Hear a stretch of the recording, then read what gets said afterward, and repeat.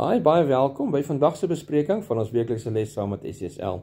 Ek wil ook net baie dankie sê aan Adventiste Wêreld Radio Afrikaans wat hierdie uitsendings vir ons moontlik maak en ons ook ondersteun. Dankie ook vir elkeen van julle wat die duimsknopie druk en die van julle wat ons finansiëel ondersteun. Dit maak dit vir ons moontlik dan met almal van julle se samewerking om hierdie lesse moontlik te maak. Baie welkom aan ons luisteraars by Adventiste Wêreld Radio Afrikaans. En ek hoop julle word ook elkeen geseën deur die bespreking van hierdie lesse. So ons is by die 4de kwartaal, die laaste kwartaal van 2025. Die tyd vlieg. En ons kyk na geloofslesse uit Joshua se lewe. En ons is by ons eerste les vir hierdie kwartaal, die geheim tot sukses. En vandag se les is vir Dinsdag 30 September, erfgename van sy belofte. En die les vra ons moet weer kyk na Joshua 1 vers 2 en vers 3. Nou dit lees. My dienaar Moses is dood. Staan dan op, trek oor hierdie Jordaan, jy en hierdie hele volk, na die land wat ek aan hulle, die kinders van Israel, gee. Elke plek wat jou voetsool sal betree, aan julle het ek het gegee, soos ek met Moses gespreek het.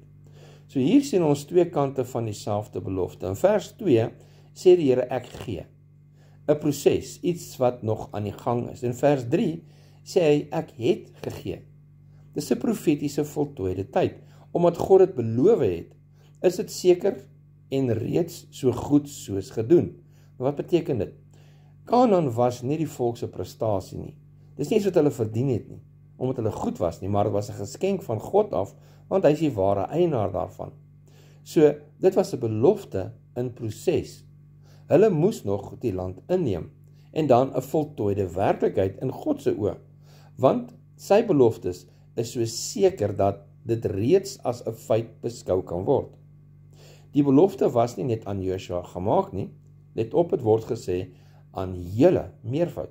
So God se plan was om Joshua, die volk en homself in volmaakte ooreenstemming te bring. Hier's nog beloftes van God. Joshua 1 vers 4 tot 6 lees. Van die woestyn en hierdie Libanon af, tot by die groot rivier, die Eufraat, die hele land van die Hetiete, en tot by die groot see, waar die son ondergaan, sal julle grondgebied wees. Niemand sal teen jou stand hou al die dae van jou lewe nie. Soos ek met Moses was, sal ek met jou wees. Ek sal jou nie begewe en jou nie verlaat nie. Wees sterk en volmoed, want jy moet hierdie volk die land in besit laat neem, wat ek aan hulle vaders met 'n eed beloof het om hulle te gee. En dan ook Hebreërs 6 vers 17 en 18 lees ons, omdat God aan die erfgename van die belofte nog ryker die onveranderlikheid van sy raad wou toon, het hy dit met 'n eed bekragtig, sodat ons deur twee onveranderlike dinge, waarin dit onmoontlik is dat God sou lieg, 'n kragtige vertroosting kan hê, ons wat ons toevlug geneem het, om die hoop wat voor ons lê, vas te gryp.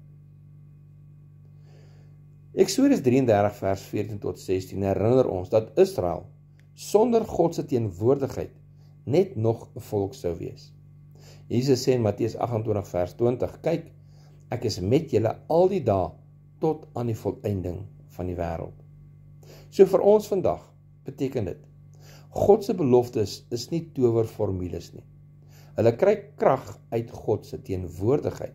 Sy teenwoordigheid is die geheim van Joshua se sukses, en dit is reeds die geheim van ons geestelike oorwinning vandag. As erfgename van sy beloftes, kan ons seker wees, wat God begin, sal hy volëindig. En hier is die vraag aan die einde van die dag. As God se beloftes aan jou so seker is, dat dit reeds as 'n werklikheid beskou kan word, hoe sou jou geloof en jou gehoorsaamheid vandag verander het? Kom ons bid. Hemelse Vader, help ons asseblief om u beloftes aan te gryp. Dit aan te gryp soos reeds vervul. Here, nie omdat ons dit verdien nie, maar omdat u getrou is. En daarvoor loof en dank ons u in Jesus se naam. Amen. Tot volgende keer. God se ryke seën.